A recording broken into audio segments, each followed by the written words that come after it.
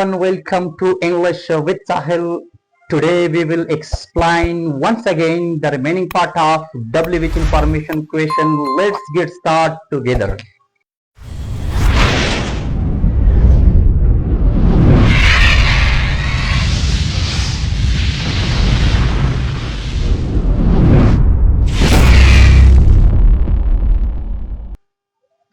د نن ورځې موضوع موږ تاسو سره ځوانانو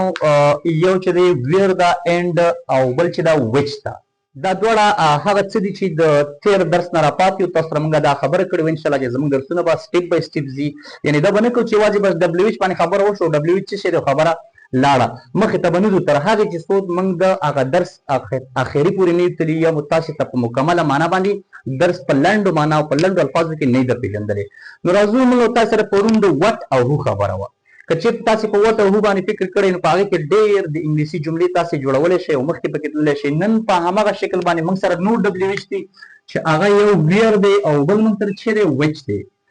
ویر او وچ د ویر معنا چې دا ورکوي چېرته او وچ چې دی دا کوم معنا یې چېرې په پښتو کې د کوم معنا ورکوي نو دا دواړه په خپله چې دي دا هم ډبلیو ایچ دی او دا هم ډبلیو ایچ دی نو تاسې وګورئ لکه څنګه چې د هغې دواړو تعریفونه په وټ او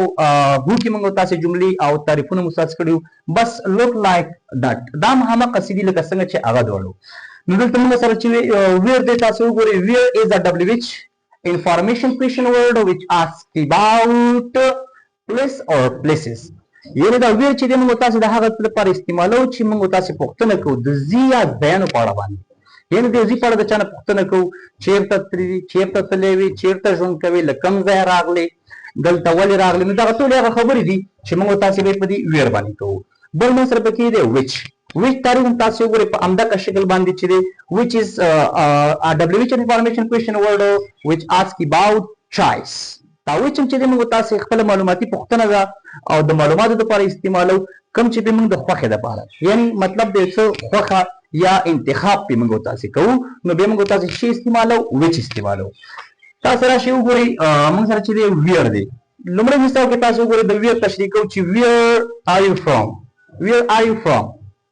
نو ته په ځواب کې ویلی شي چې آی ایم فرام افغانستان آی ایم فرام چې تاسو سره کوم هیواد دی د کوم هیواد یاستئ تاسو سره پاک کې مثال جوړولی شئ دویم تاسې وګورئ دویم مثال کې چې ویر آر یو کم فرام تاسې له کوم ځای څخه راغلي یاستئ یعنې هغه هیواد به تاسو ورته ښایي یا د کومې سیمې څخه راغلي یاستئ د کومې ساحې څخه راغلي یاستئ نو تاسې به سره په عامه مثال کې څه کوئ هغه به ځواب ورکوئ چې ته د کوم ځای څخه راغلی بله پوښتنه په ویر کې تاسې وګورئ چې ویر ډو یو لیو ان یو کې تاسې په یو کې چېرته ژوند کوئ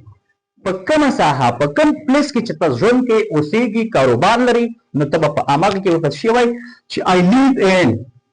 I live in زه اوسېږم we live in موږ اوسېږو نو هغه ځای به ورته ښایي چې ته په کوم ځای کې ژوند کوي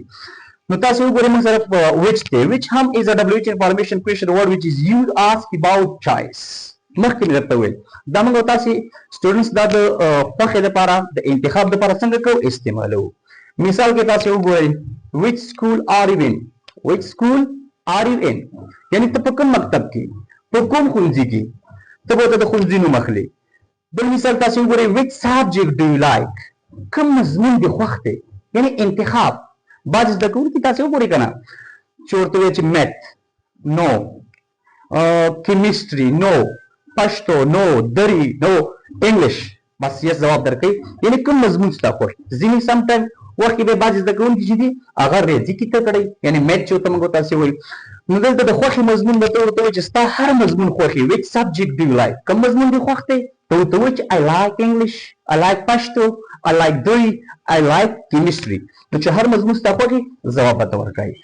بل تاسې وګورئ په دې انتخاب یا خوښه کې دا ډېر مهم دغه دی چې which color do you like ستا سره کوم رنګ یعنې کوم رنګ ستا انتخاب یعنې ستا غوره والی ته ورته ډېره ترجیح ورکوي نو چې کوم رنګ ستا خوښي ته ورته ووایه چې I like white color زما چې دی سپین رنګ خوښ دی ریډ بلو نو چې کوم رنګ ستا خوښي کوم رنګ انتخابوي نو تاسې ورته په دې کې ځواب وایي نو ګرانو زده کوونکو موږ سره دغه نن دوه ټایپیک موږ نن برابر کړي چې هغه یو ویر دی او بل څه دی وچ دی نو په دې مو ته لنډه خبره وکړه انشاءالله راتلونکي درس به زموږ استاد د دې چې کومه پاتې برخه ده په هغې باندې به کار کوو که چېرته تاسو سره پوښتنې کمنټ هم کولی شئ او دغه زمونږ چینل سره سبسکرایب کړئ، ویډیو لایک او شیر کړئ چې تر څو زمونږ هر ویډیو تاسو ته سټپ بای سټپ او روزانه در ورسیږي او تاسو یو څه زمونږ له دغه صفحې چینل څخه لاسته راوړئ.